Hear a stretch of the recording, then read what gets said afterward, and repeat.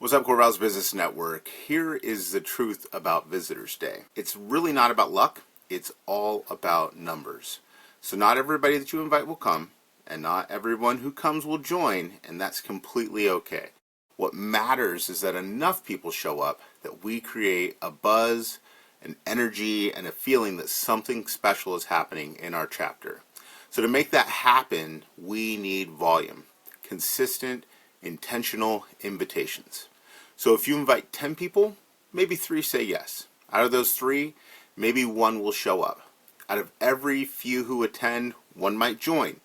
And that means that if our chapter wants 5 new members from Visitors Day, we can't just invite 10 people total. We need to invite at least 50. And better yet, since we have 17, 18, maybe even 20 people by the time Visitors Day rolls around, if each of us invites 50, I think that's a really big deal. Critical mass isn't just a goal, it is the multiplier that makes the day work.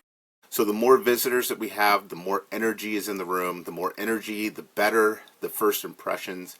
And the better the first impressions, the more likely people are to apply. So, what do you do to invite? First, start simple. You already know plenty of great potential visitors.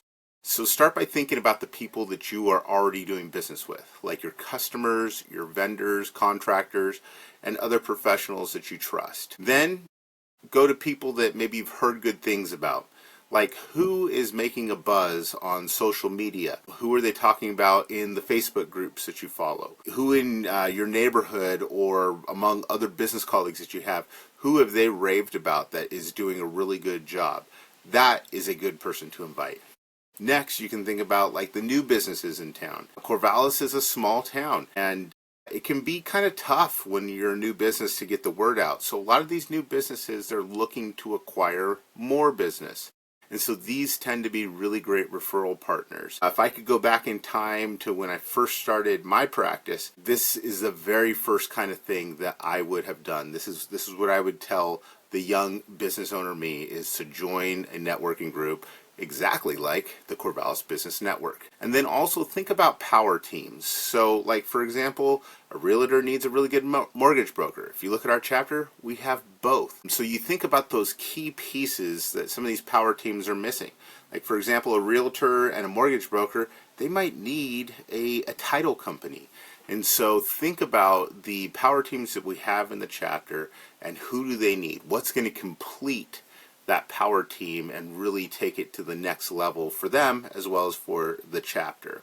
So you don't just need to hunt for strangers. Inviting people that you've never met before are fine, but just think about the people that are already kind of orbiting your business. What I like to do is I like to build a quick spreadsheet. You might be a pen and paper person, that's fine too.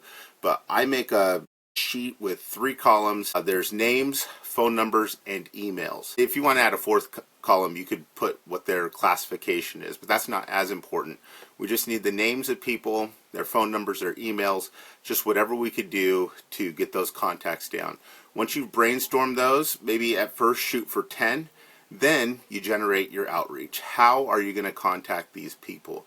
Now, this is easier than ever before. When the chapter first started, the assignment was for each of us to invite 50 people. We had a list of 50 people, and we wrote letters that we sent out to everybody. That was 10, 11 years ago, and the world has changed a little bit. Now you have a lot of options in terms of how you reach out to somebody. A short email or text message can be great, maybe a phone call, and in some cases you might even want to make a personal one-to-one invitation to somebody. But if you're wondering about what do I say, how do I approach them, what's in that email, using AI is a really great tool for that. Now, you have to be warned that whenever you use AI, there's some things that sound like AI. So for example, if you go into AI, like say ChatGPT or any of those types of services, and you say, I want to invite professionals to my Visitors Day for the Corvallis Business Network on this date, can you generate a text message or an email or a phone call script? It's going to spit you out something that you could use right away. But there's little phrases sometimes like, I hope this message finds you well. That just aren't how real people speak, and you can just customize whatever the AI comes up with to fit your needs and your personality. But it's really, really easy. If you aren't comfortable doing this, get in touch with me and I'll help you figure out a good way to make a script so that you can invite people. But what you want to do is you just want to keep it personal, keep it light, and you're offering an opportunity. It's not a sales pitch. Like, for example, if you're trying to invite Bob, you might say, hey, Bob, my Corvallis Business Network is hosting a Visitors Day soon, and it's a great networking event with lots of professionals from the community, and I think that you'd benefit from the meeting. I thought of you right away whenever they mentioned we were having a Visitors Day. Can I count you in?